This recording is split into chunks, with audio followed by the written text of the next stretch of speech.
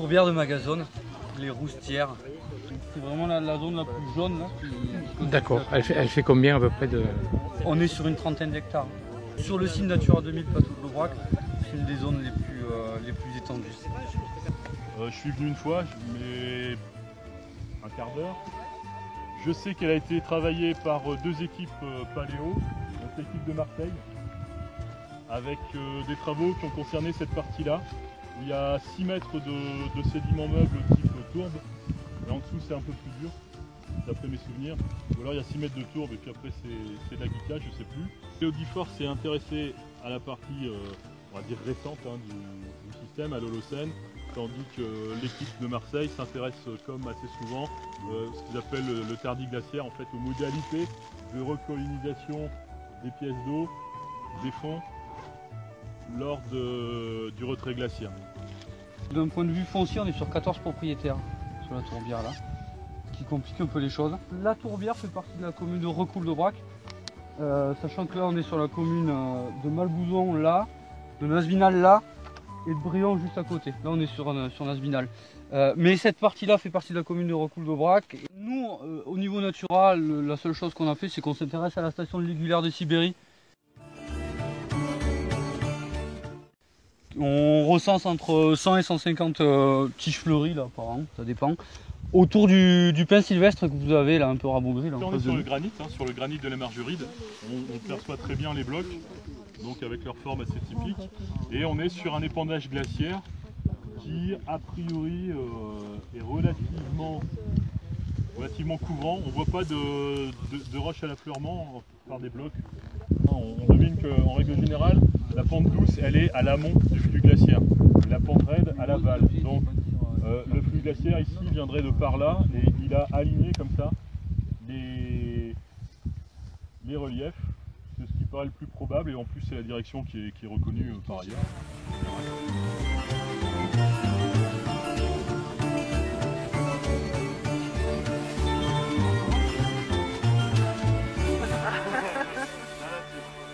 En sens inverse de l'habituel. C'est bon là ? Ouais.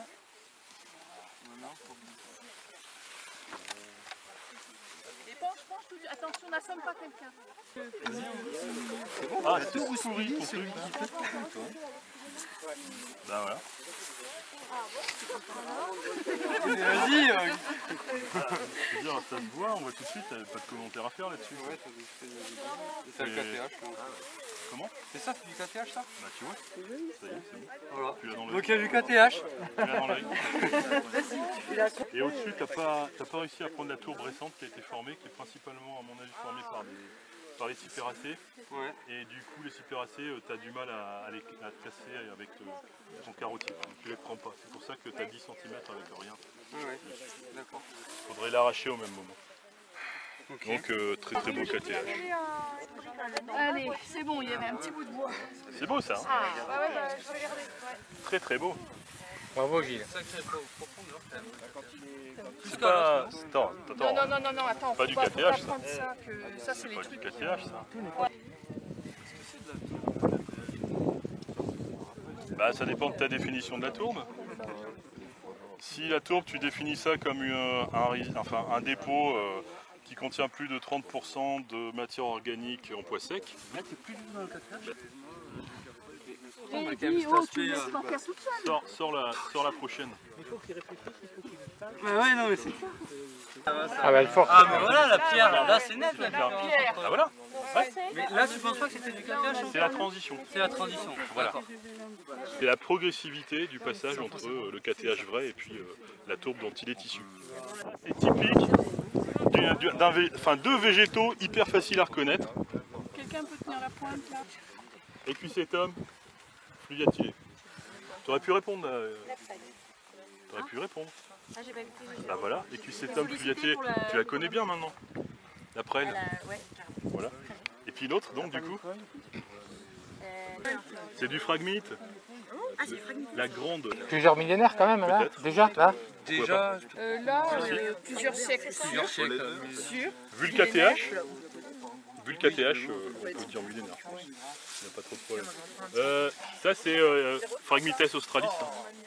Donc ça c'est une tourbe assez typique en structure, en aspect, à une tourbe à phragmite. Et on devrait pas trop tarder à trouver du bois normalement, c'est ce second cas. Petit bout de prêle. Ah d'accord. Donc la prêle, c'est le... Ok. Alors bien sûr, Merci. après au microscope, on peut facilement confirmer tout C'est ça. quoi ça? Ça c'est donc une tourbe qui est constituée, pour ce qui est des fibres végétales visibles, du roseau et de la prêle. Le roseau il est là, et la prêle elle est là. Donc ce sont des racines, hein, des systèmes, des racines, des rhizomes en partie, il y a des radicelles aussi. Et puis tout ça, ça vient pénétrer en fait une tourbe, j'ai pas regardé, je ne la connais pas encore puisque j'ai pas regardé à la loupe, il faudra regarder ce qu'il y a dedans. Ouais, ça doit être majoritairement du phragmite, racines, rhizomes, radicelles et puis un peu de... Alors après là-dedans on peut trouver aussi des radicelles de carex. Faudrait regarder. Là, c'est alors super intéressant. Cette tourbe là, c'est pas du tout le même modèle hein, de mise en place que les tourbes à sphègne. Les tourbes à sphègne, on les construit, c'est de la matière organique qui est donc construite en surface et qui est quasiment stabilisée au moment où elle est construite. Là, ce matin, quand on regardait les tourbes à Magellanicum, la sphègne, on pourrait, alors elle est plus très solide, mais sinon on pourrait carrément la constituer. Il n'y a quasiment pas de dégradation. Les feuilles que vous avez vues, les racines, il y a la dégradation des feuilles de ligneux, de ligneobate comme la vaccinium et tout ça. Et en fait, cette dégradation-là, elle est très très légère. Elle concerne principalement toutes les feuilles qui sont dessus, mais la sphègne elle-même, elle est quasiment conservée telle qu'elle. Ah oui, on peut descendre tout le long. Tout le long, on peut faire 5 mètres. Ah oui, en plus, il y a ça aussi, mais sinon, sur 5 mètres, on peut avoir une tourbe qui est non décomposée.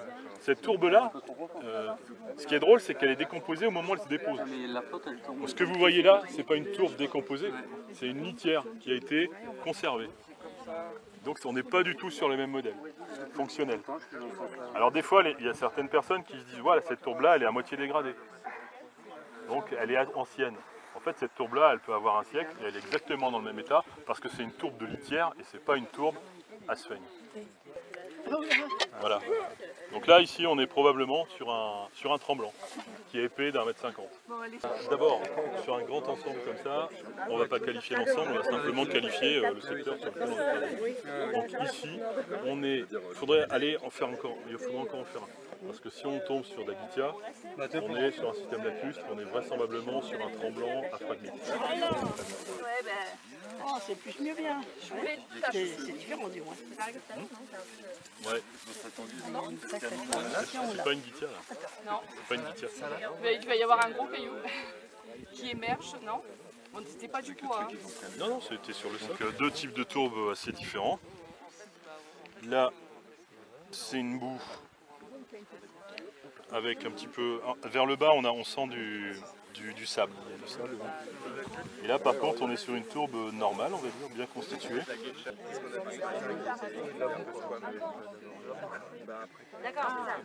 Je pense que j'ai une pupe. Donc je pense que c'est la tourbe en place. Et donc on n'est pas forcément dans un... On est dans un système en fait initial. À un moment donné, alors est-ce que ça s'est cassé au sein de la tourbe constituée ou est-ce que ça s'est redécollé puis redéposé, je ne sais pas. Mais il faudrait regarder, bon après il faut regarder d'un peu plus près. Hein. Mais on est sur un cas particulier. Une graine de potamo, a priori. Ouais. Graine de potamo. On est dans du lacustre. Pas de grande chance, il faudrait voir ce qu'il y a d'autre, mais on s'oriente plutôt sur du lacustre. Donc on serait sur une Gitia en fait, avec une rehausse du niveau. Voilà, c'est ça. Donc des petits trucs comme ça, en fait c'est avec ça qu'on va orienter le modèle. C'est que quand on fait la description macro-rest, on va pouvoir vraiment valider si c'est la pression hydro ou si c'est du lacustre. Et là, vraisemblablement ça, c'est un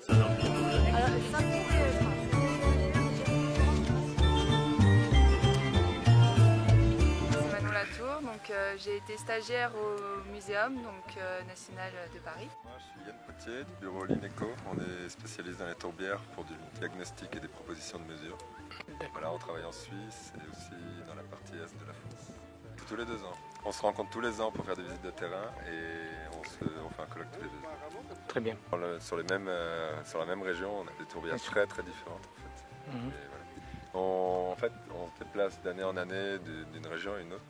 Ce sont les gestionnaires en fait, des sites qui gèrent la session en fait. D'accord. Et puis comme ça, nous on découvre de nouvelles tourbières et on apporte une expertise. Chacun apporte un peu une meilleure vue aux gestionnaires en fait. Énormément d'espèces différentes, D'accord. autant floristiques que faunistiques. Mhm. Et c'est ça qui est intéressant, c'est en plus, selon les régions, c'est totalement différent. Donc nous, par exemple, moi qui suis plutôt originaire des Alpes, on observe des choses totalement différentes ici. Donc c'est toujours intéressant de sortir de chez nous. Bien. Ouais, il faut peut-être le concerner quand même. Hein. Mais je trouve que ça ressemble pas mal. Et moi je connais pas du tout cette espèce là, donc c'est une rareté en fait. Ah, c'est une super rareté. Ah ouais. Et donc, ça pourrait être gracilé. Gracilé, oui, d'accord. Et du coup, la Suicide des Prés, c'est la plante sur laquelle va se développer un papillon qui est protégé en France, protégé en Europe. Donc, du coup, c'est le damier de la Suicide. C'est un petit papillon orangé Voilà. avec sur le dessus des ailes, sur ses ailes en Tache fait, noire. c'est bariolé, c'est un peu comme un damier, quoi, un échiquier Mhm. noir, orangé, jaune. Et là du coup en fait ce qu'on voit là, c'est une espèce qui vole surtout en juin, début juillet. Et ce qu'on voit là c'est en fait c'est des chenilles, c'est une toile de chenilles. Elles vont s'enfoncer dans le pied de la Suicide pour passer l'hiver. La petite violette, La petite violette. Ah, super. qui a deux générations. Je crois. Ok. Du coup, elle sort une fois au printemps et une fois en fin de saison. Mhm. C'est-à-dire que les chenilles qui ont été pondues par la première génération, à la Bah, deuxième tiens, voilà. génération sont déjà...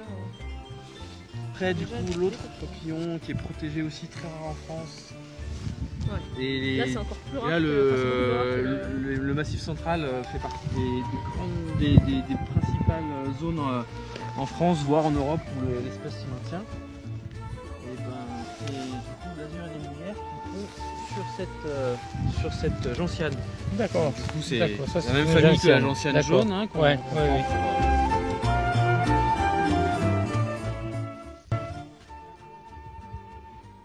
Là, vous avez les œufs Très bien. de l'azur et des C'est mouillères. des choses blanches là. Ouais, un petit point blanc là, Ouais. un petit pavillon bleu qui a un cycle de vie très particulier parce que donc, du coup la femelle du papillon va venir pondre Sur les sur gentianes les bleues fleurs des gentianes. uniquement. La chenille l'œuf va éclore, la chenille va rentrer dans l'inflorescence, dans le capitule. Elles vont manger l'intérieur et elles vont se laisser tomber au sol au bout de quelques jours. Mhm. Et là, elles Et vont, en rentrer fait, dans le elles vont se faire, elles vont imiter les fourmis et donc du coup être tromper les fourmis, se faire passer pour des larves de fourmis et elles se font emporter dans la fourmilière. Et là, elles vont se faire élever par les fourmis. Du coup, c'est un parasite. En fait. C'est la stratégie du coucou. Se faire élever à manger à moindre coût. Mhm, Et d'accord. du coup, toute la saison comme ça, elles vont rester à la fourmilière. Et puis au beau jour, au mois de juin, juillet, elles vont se transformer en chrysalides et sortir de la fourmi. Sachant que le fonctionnement d'une tourbière, c'est quelque chose de très très compliqué parce qu'il y a des domaines aussi bien en hydrologie, aussi bien en géologie, en botanique, en pédologie. Donc le fait d'avoir cet ensemble d'experts, ça donne un vrai